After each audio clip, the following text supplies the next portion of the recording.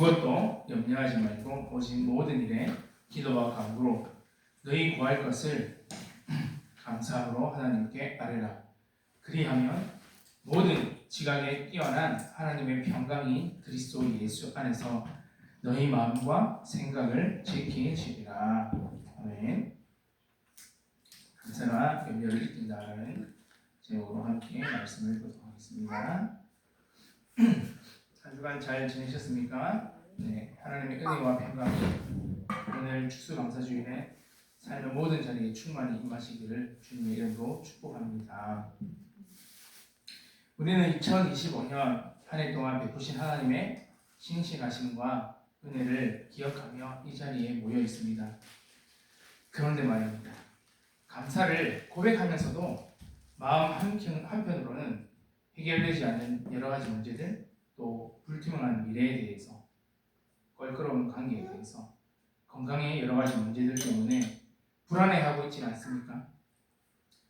우리와 비슷하게 염려를 할 수밖에 없었던 거대한 위협 앞에 섰던 한 사람의 이야기로 말씀을 열고자 합니다. 누구인지 한번 맞춰보시기 바랍니다. 사자굴 하면 떠오르는 인물입니다. 누구일까요? 바로 다니엘. 맞습니다. 바로 그 이름은 다니엘입니다. 다니엘은 우리가 잘 알듯이 이방나라 바벨론의 포로로 끌려갔지만 오직 하나님을 경외하는 믿음과 탁월한 지혜로 총리 자리까지 올랐습니다. 그러나 그의 성공과 신실함은 동료 관료들의 극심한 시기와 질투를 받았습니다. 그들이 막 다니엘을 무너뜨리려고 흠을 찾긴 했지만 그가 그 하나님께 기도하는 것 외에는 아무런 흠도 찾을 수 없었다라고 성경은 기록하고 있습니다. 그래서 다니엘을 시기하고 질투한 사람들이 법령을 만듭니다. 법을 만들어서 다니엘에게 올무를 일컬었습니다. 다니엘서 6장 7절입니다. 이제부터 30일 동안 누구든지 왕 외에 어떠한 신에게나 사람에게 무엇을 구하면 사자굴에 던져놓겠습니다. 이것은 다니엘 한 사람을 죽이기 위해서 치밀하게 설계된 죽음의 덫이었습니다. 그리고 이 문서에 왕의 도장이 찍혔습니다. 바꿀 수 없습니다. 이제 다니엘에게 남은 선택지가 두 가지입니다. 염려하면서 기도를 30일 동안 멈추고 총리의 자리를 안전하게 지키면서 생명을 보존하느냐, 아니면 죽음을 각오하고 믿음을 지키면서 사자굴에 던져지느냐. 이 상황은 지금 가장 극심한 염려의 상황입니다. 나라의 법도, 또 왕의 권력도, 굶주린 사자의 입도 그의 생명을 정조준하고 있기 때문입니다. 바로 이 절체절명의 위기의 순간에 다니엘이 어떤 행동을 취합니까? 6장 10절입니다. 자, 다니엘이 이 조서에 왕의 도장이 찍힌 것을 알고도 자기 집에 들어가서는 윗방에 올라가 예루살렘으로 향한 창문을 열고 전에 하던 대로 하루에 3번씩 무릎을 꿇고 하나님께 기도하는데 감사하며 기도했다고 성경은 말씀하고 있습니다. 여러분 다시 묵상해도 놀랍지 않습니까? 성경은 다니엘이 그 이야기를 듣고 염려하였더라, 두려워하였더라, 분노하였더라 라고 기록하지 않습니다. 성경은 다니엘이 그의 하나님께 감사하였더라 라고 기록하고 있다는 것입니다. 사자굴의 위협 앞에서도 기도를 포기하기는커녕 오히려 창문을 활짝 열고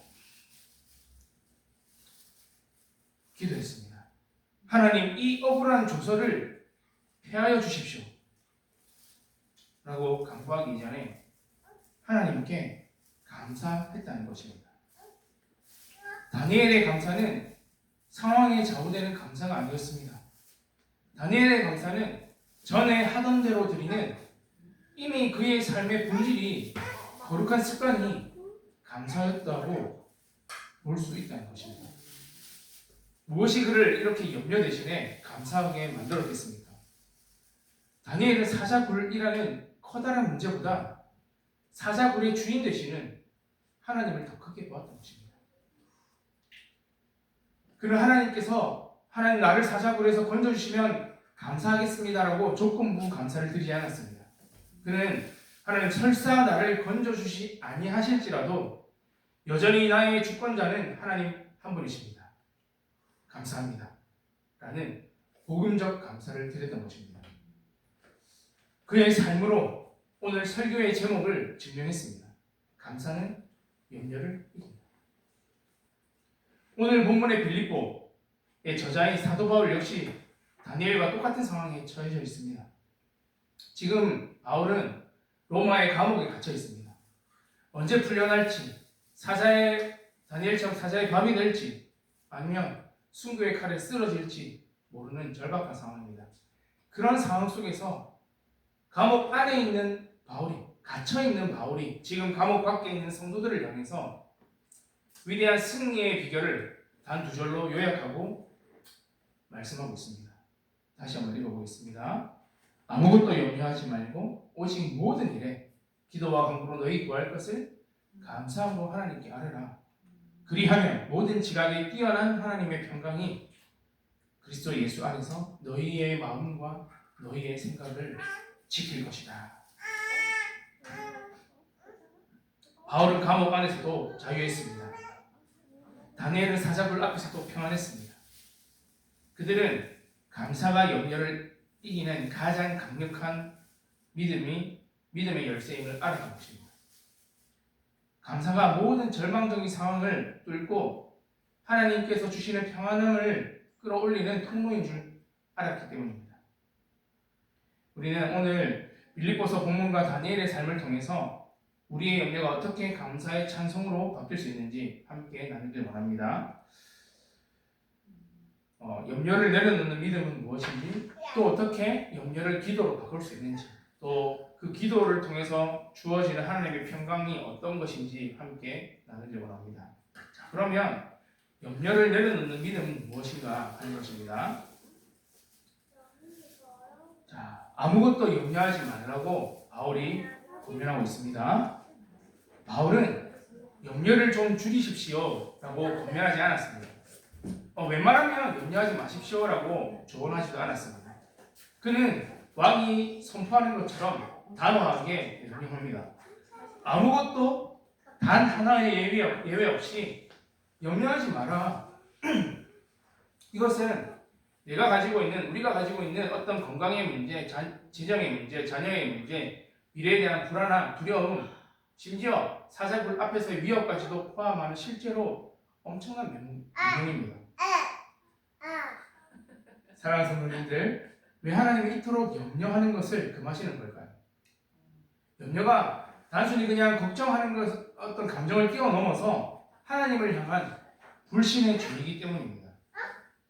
본문에 나오는 이 염려라고 번역된 헬라어 원어는 나누다, 쪼개다 라는 뜻에서 유래되었습니다. 그러니까 이 염려라는 것은 우리의 마음이 나뉘어져 있는 상태를 말합니다. 무엇과 무엇으로 나뉘어 있다는 것입니까? 이런 것입니다. 한쪽 마음은 이렇습니다. 주일에는 교회 와가지고 하나님 전능하시고 천지를 창조하셨습니다 하면서 사도신경 고백합니다. 그런데요, 다른 한쪽 마음은 월요일 아침부터 토요일까지 그래도 하나님께서 이 문제는 해결할 수 없지, 하나님께서 이 경제 위기는 해결할 수 없지, 하나님께서 이 자녀의 문제는 해결할 수 없지, 하나님께서 우리 가정의 이런 문제는 해결할 수 없지 라고 속상해한다는 것입니다. 한쪽 마음은 하나님 찬양합니다, 하나님 사랑합니다 라고 찬양합니다. 하지만 다른 한쪽 마음에서는 이 문제 내가 해결하지 못할 끝장인데 라면서 불안에 떤다는 것입니다. 이게 바로 나누어진 마음입니다. 염려라는 것은 하나님보다 내 눈앞에 보이는 어떤 문제, 사자굴에 넣겠다는 그 법, 의사의 진단서, 은행의 고지서, 이런 것들을 더 크게 바라보게 영적 시각을 왜곡시킵니다.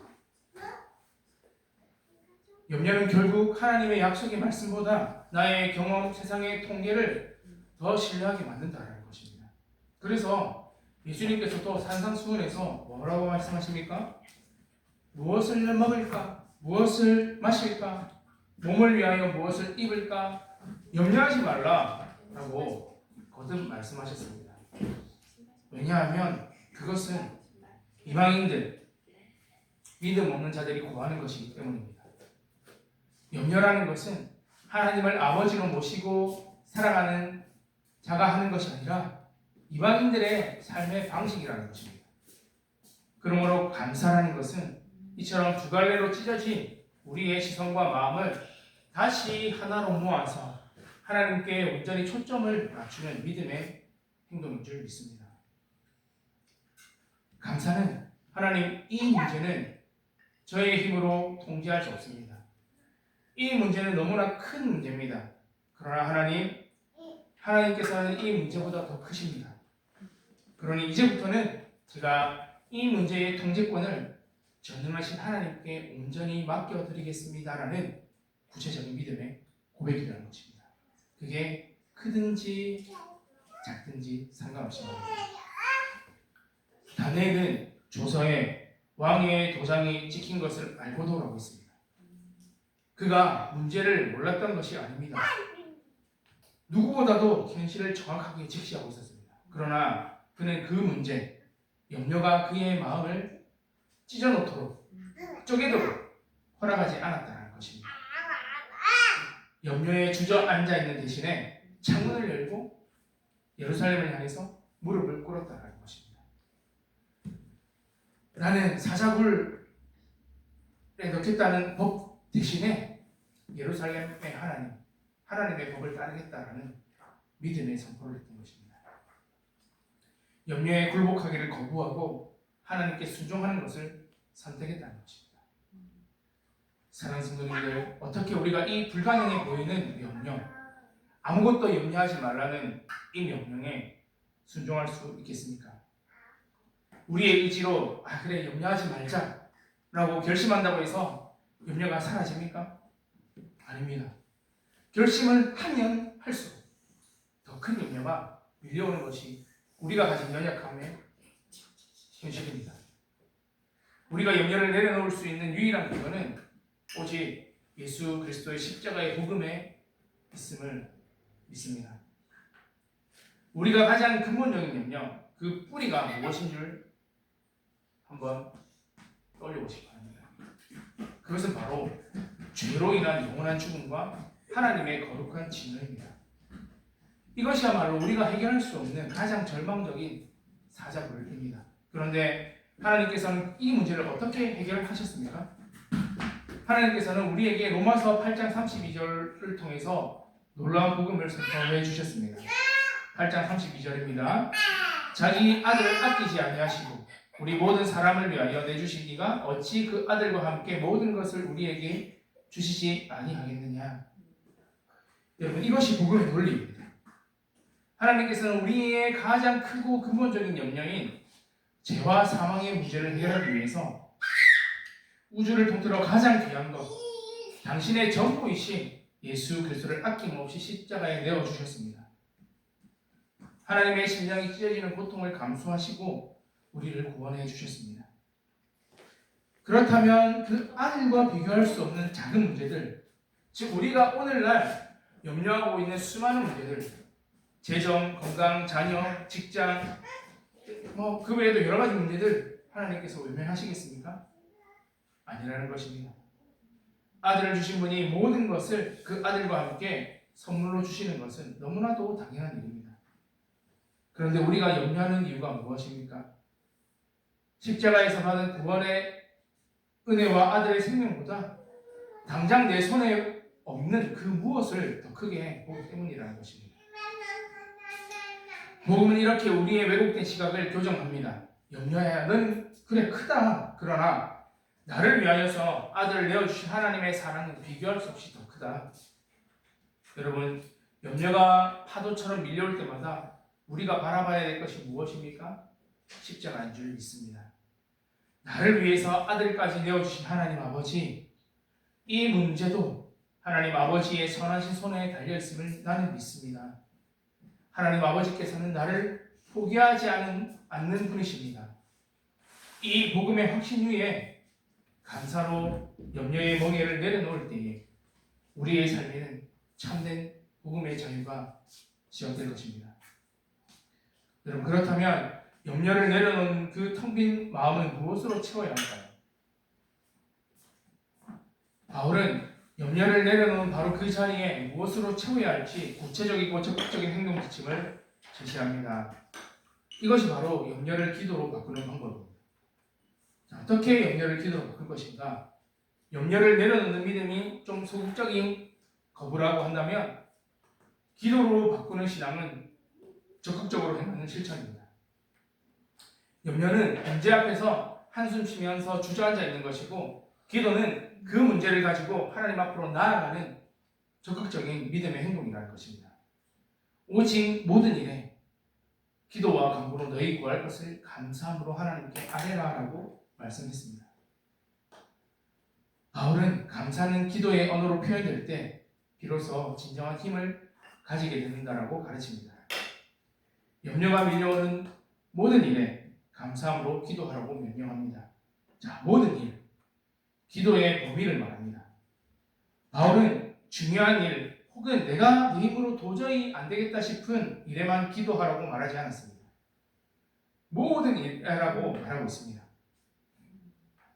사자굴에 던져지는 것과 같은 생사의 문제에서부터 오늘 하루의 양식을 구하는 사소한 문제까지 우리 삶의 전 영역을 포함하는 것입니다. 우리는 종종 이런 사소한 문제까지 하나님께 기도해도 될까라고 생각하지만 하나님께서는 우리의 가장 작은 신음에도 귀를 기울이는 분이라는 것입니다. 그리고 두 번째는 기도와 간구로 기도의 내용에 대해서 말씀하고 있습니다. 기도는 하나님을 향한 경배와 찬양, 예배를 포함하는 대화입니다. 간구는 나의 구체적인 필요와 구할 것을 가지고 간절히 매달리는 요청입니다. 그러니까 하나님께 대화하면서 요청해야 된다는 것이죠.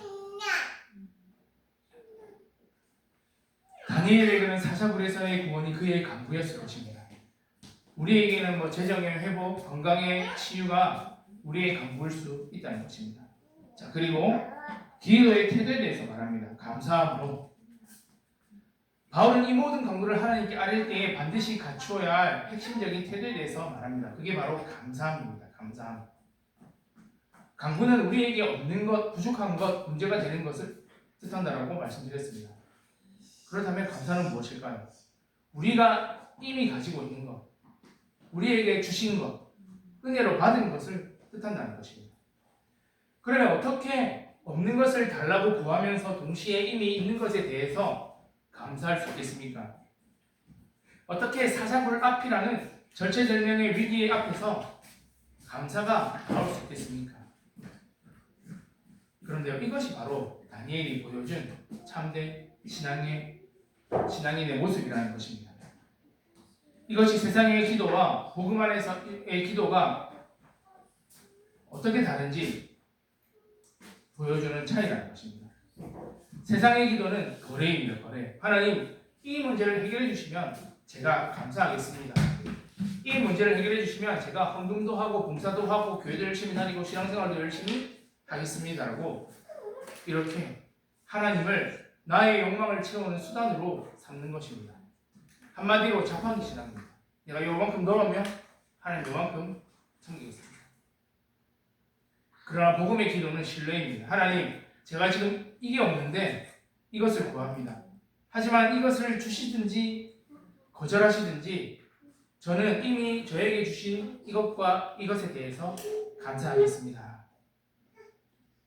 여러분, 다니엘이 감사하였더라라고 했을 때 그가 무엇을 감사했을까요? 그냥 상식적으로 사자굴에 던져주셔서 감사합니다라고 했겠습니까? 그렇게 기도하지 않았을 거라고 저는 믿습니다. 다니엘은 하나님, 이 사자굴의 위협 앞에서도 여전히 하나님은 살아계시고 여전히 하나님은 신실하십니다. 여전히 하나님은 나를 향한 선한 계획을 가지고 계시는 분이십니다. 하나님, 그것을 감사합니다.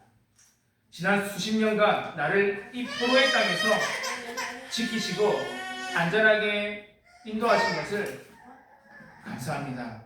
하나님, 그리고 이 일의 결과가 어떠하든지 간에 하나님은 여전히 나의 하나님이십니다. 감사합니다. 아마도 이렇게 감사했을 것입니다. 이 감사함으로 드리는 기도는 우리의 간구를 성숙시킨다는 것입니다. 감사함이 없는 간구는 하나님 당장 이것을 해결해 주십시오라고 하는 불안한 간구가 된다는 것입니다. 하지만 감사가 동반된 간구는 하나님 이 문제가 너무나 고통스럽지만 이 문제보다 크신 하나님을 신뢰합니다 라는 믿음의 고백을 하게 된다는 것입니다. 감사는 결국 우리의 시선을 하나님께로 옮겨가게 하는 것입니다. 그럼 어떻게 우리가 다니엘처럼 바울처럼 고난 속에서도 감사함으로 기도할 수 있겠습니까? 여러분, 이 능력 역시도 복음을 통하지 않고서는 불가능합니다. 우리가 어떠한 절망적인 상황 속에서도 감사함으로 기도할 수 있는 유일한 이유는 하나님께서 우리의 어떠한 간구 이전에 이미 가장 좋은 것을 우리에게 주셨다라는 확신을 있기 때문입니다. 이미 주신 가장 좋은 것이 무엇입니까? 앞서 말씀드렸듯이 바로 예수 그리스도의 십자가와 부활입니다. 우리가 A라는 질병을 놓고 감사함으로 기도할 수 있는 이유가 무엇입니까? 하나님께서는 이미 A라는 질병과 비교할 수 없는 죄라고 하는 영원한 질병을 예수님의 피로 깨끗하게 치유해 주셨기 때문입니다. 우리가 B라는 재정의 문제를 놓고 감사함으로 기도할 수 있는 이유는 무엇일까요? 하나님께서 이미 B라는 이 땅의 재물과는 비교할 수 없는 영원한 하늘나라의 상속권을 선물로 거둬주셨기 때문입니다. 그래서 복음을 아는 성도는 이렇게 기도합니다. 주님, 저에게는 지금 건강하는 것이 필요합니다. 그러나 주님, 저에게 건강함을 주시든지 주시지 않든지 이미 저의 영혼을 사자굴에서 구원해 주셔서 감사합니다. 주님, 저는 지금 돈이 필요합니다. 그러나 저에게 돈을 주시든지 안 주시든지 이미 저를 하나님의 자녀로 삼아 주셔서 감사합니다. 여러분, 이 기도는 현실을 포기하는 것이거나 체념하는 것이 아닙니다. 이미 더 큰 것을 가졌기 때문에 작은 것에 매이지 않는 복음의 자유 선포라는 것입니다.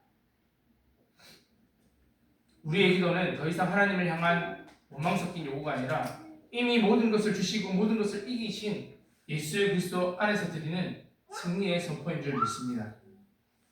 우리의 감사는 환경에 좌우되는 감정이 아니라 십자가에 뿌리 내린 결단인 줄 믿습니다. 이제 마지막으로 바울은 이 위대한 감사의 명령에 순종하는 자들에게 주어진 놀라운 약속을 선포합니다. 우리가 이처럼 불가능해 보이는 명령, 염려하지 말라라는 명령에 순종하고 감사함으로 기도하라는 명령을 실천할 때에 하나님께서 어떠한 열매를 우리에게 주실까요? 여러분, 놀랍게도 하나님께서는 그래 좋다, 너희가 구하는 모든 것을 내가 다 해결해 주겠다라고 약속하지 않으신다는 것입니다. 물론 해결해 주실 때도 있습니다. 다니엘도 사자굴에서 나왔습니다. 하지만 그것이 첫 번째 약속이 아니라는 것입니다. 우리가 구하는 어떤 문제의 해결보다는 더 좋은 것을 주시겠다라고 약속해 주십니다. 그게 뭐냐면 평강으로 지켜주신다라고 약속하셨다는 것입니다. 자, 그리하면 모든 지각에 뛰어난 하나님의 평강이 그리스도 예수 안에서 너희의 마음과 생각을 지켜주겠다라고 약속하셨습니다. 여러분, 이것이 감사함으로 드리는 기도의 최종 결과입니다.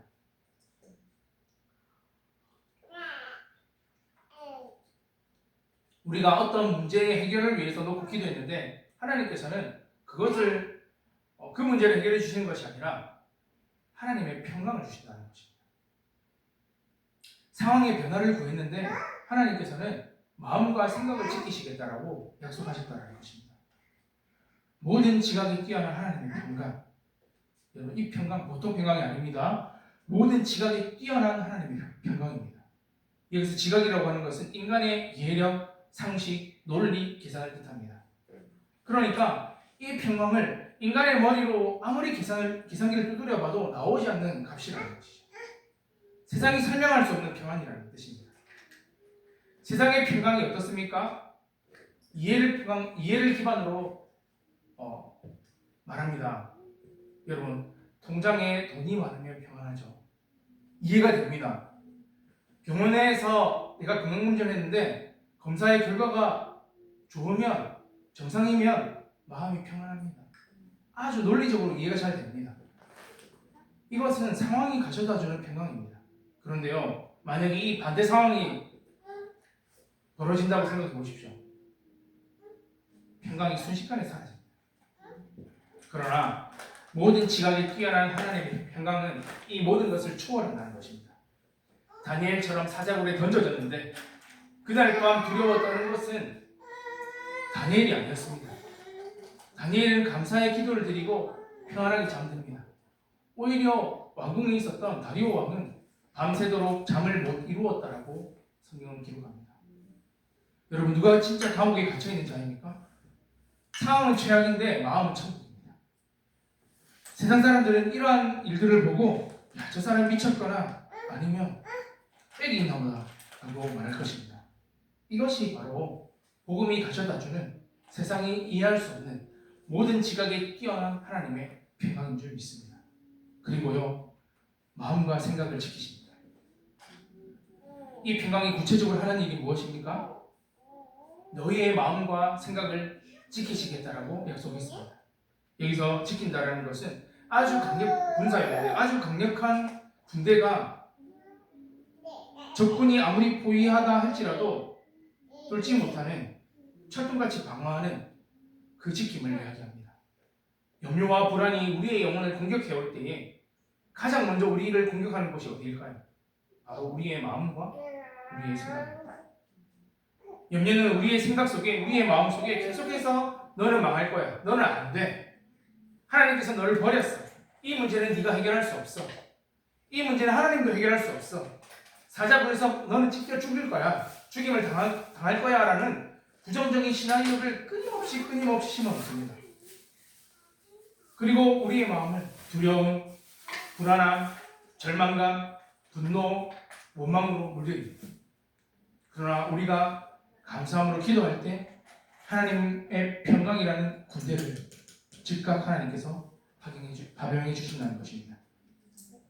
그 평강의 군대가 우리의 마음과 우리의 생각의 성문을 굳게 지키면서 염려와 불안, 두려움, 절망, 분노 이런 것들이 침범하지 못하도록 완벽하게 보호하고 방어해 주신다는 것입니다. 하나님은 다니엘에게 그래, 내가 너를 사자굴에 들어가지 않도록 해주겠다라고 약속하지 않았습니다. 하나님은 네가 사자굴에 들어간다 할지라도 내가 너의 마음과 너의 생각을 지켜주겠다, 그리고 너의 몸도 지켜주겠다라고 하신 것입니다. 이렇게 먼저 마음과 생각에 하나님의 평강을 심어준다는 것입니다. 문제의 어떤 해결보다 더 큰 은혜, 하나님의 평강을 주신다는 것입니다. 누구 안에서요? 바로 그리스도 예수 안에서. 오직 한 장소에서만 이 일이 일어나는데요, 그리스도 예수 안에서. 이 평강은 어떤 좋은 환경에서 일어나는 것이 아닙니다. 그리스도 예수 안에서만 발견된다는 것입니다. 그리스도 예수 안에서만 이 평강이 보장된다는 것입니다. 우리가 십자가 부활을 통해서 완성된 하나님의 사랑 안에 거할 때에만 이 평강이 유지된다는 것입니다. 어떻게 이 지각을 뛰어넘는 하나님의 평강이 우리에게 주어질 수 있었겠습니까? 죄로 인해 하나님과 원수되었던 우리가 어떻게 감히 하나님이 자신의 평강을 누릴 수 있게 되었습니까? 오직 십자가 복음으로만 설명이 가능하다는 것입니다. 우리가 누려야 할 평강을 잃어버린 이유, 돈이나 건강 이런 것 때문입니까? 아닙니다. 바로 죄 때문입니다. 죄가 우리와 하나님의 사이를 갈라놓았고 우리는 거룩하신 하나님과 전쟁 상태에 놓였습니다. 하나님과 불안한 상태에서 평강을 누리는 것은 원천적으로 불가능했습니다. 그런데 이 끔찍한 전쟁을 끝내시기 위해서 평강의 왕 대신 예수 그리스도께서 십자가 전쟁으로 오셨다는 것입니다. 우리의 모든 죄, 하나님을 향한 우리의 반역의 죄값을 대신 짊어지시고 피 흘려 죽으심으로 하나님의 불타는 공의를 남김없이 만족시켜 주셨다는 것입니다. 그리하여 하나님과 우리 사이를 가로막았던 죄의 장벽이 무너졌습니다. 로마서 5장 1절입니다. 그러므로 우리가 믿음으로 의롭다 하심을 받았으니 우리 주 예수 그리스도로 말미암아 하나님과 더불어 화평을 누리자. 여기서 우리는 두 가지 평강을 구별해야 합니다. 먼저요, 하나님과의 화평입니다. 이것은 우리가 십자가를 통해서 우리의 지위가 바뀐 것을 말합니다.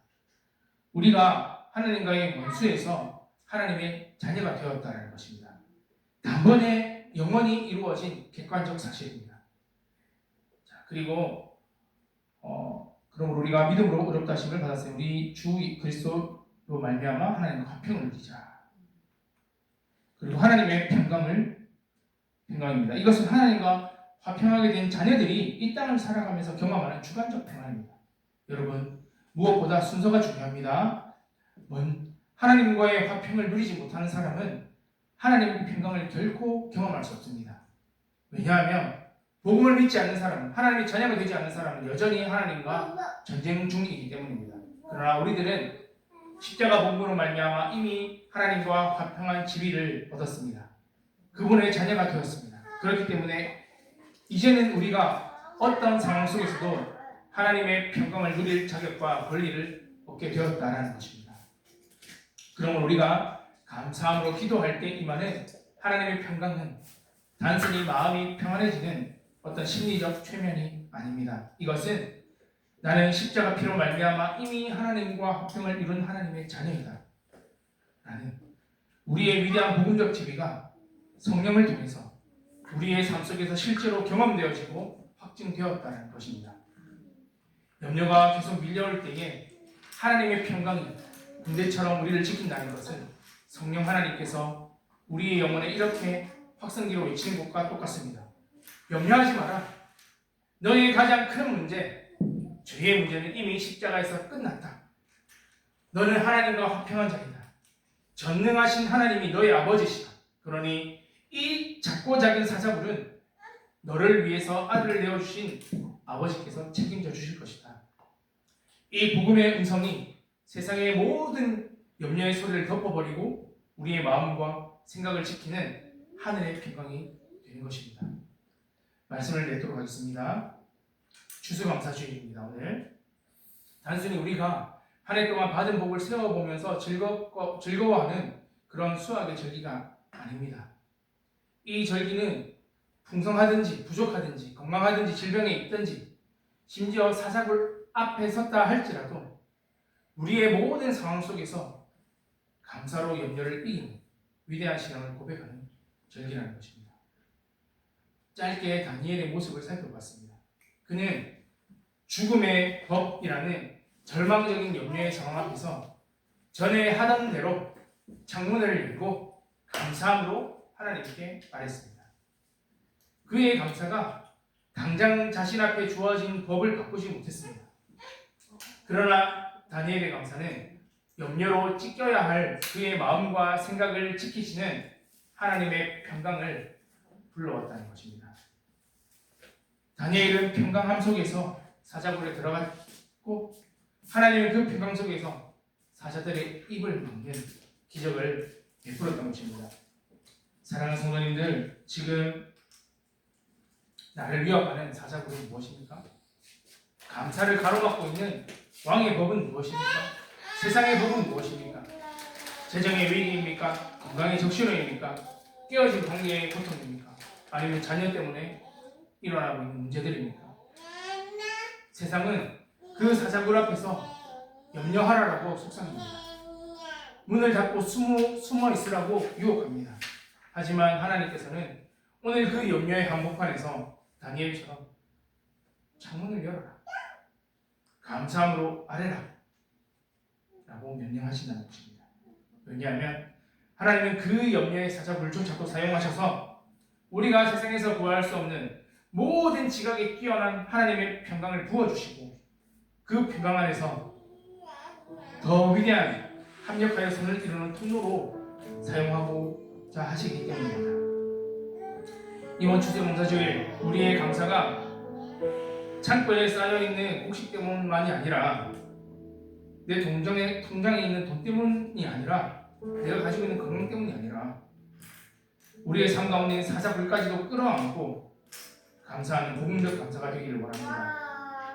우리가 이미 받은 가장 큰 선물, 우리를 영원한 사자굴, 그 지옥에서 건지신 예수 그리스도의 십자가를 날마다 기억하며 살아갈 때에 우리는 그 어떤 염려도 거부하고 나에게 주어진 모든 것을 감사함으로 아뢰 수 있으며, 마침내 세상이 줄 수 없는 하나님의 평강이 누구 안에서요? 그리스도 예수 안에서 우리의 마음과 우리의 생각을 지키시는 놀라운 은혜를 경험하게 될 줄 믿습니다. 이 평강의 복이, 세상은 알 수 없는 이 평강의 복이 이번 한 주 충만히 거하시기를 우리 주 예수 그리스도의 이름으로 간절히 축복합니다. 함께 찬양하며 기도하겠습니다.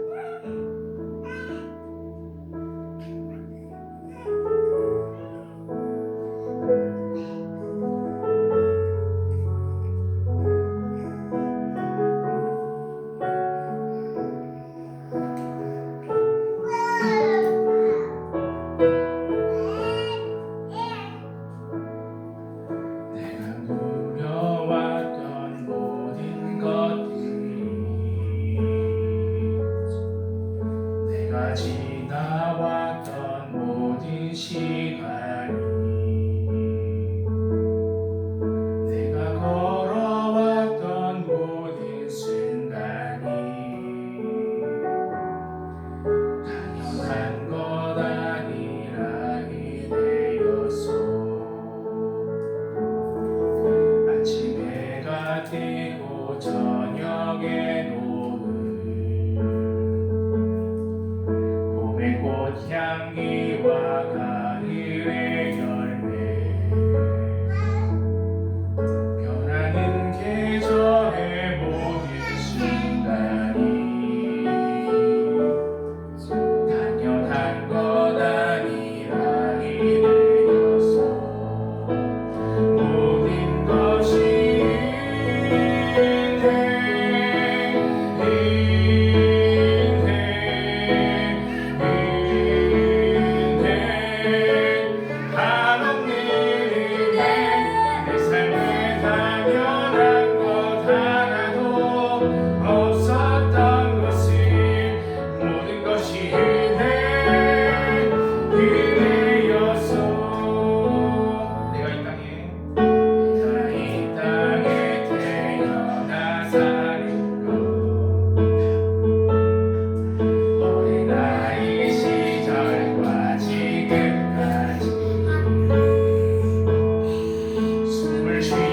살며 꿈을 꾸는 삶, 당연한 것 아니라 이래였어. 내가 하나님의 자녀로 살며 오늘 찬양하고 예배하는 삶, 복음을 전할 수 있는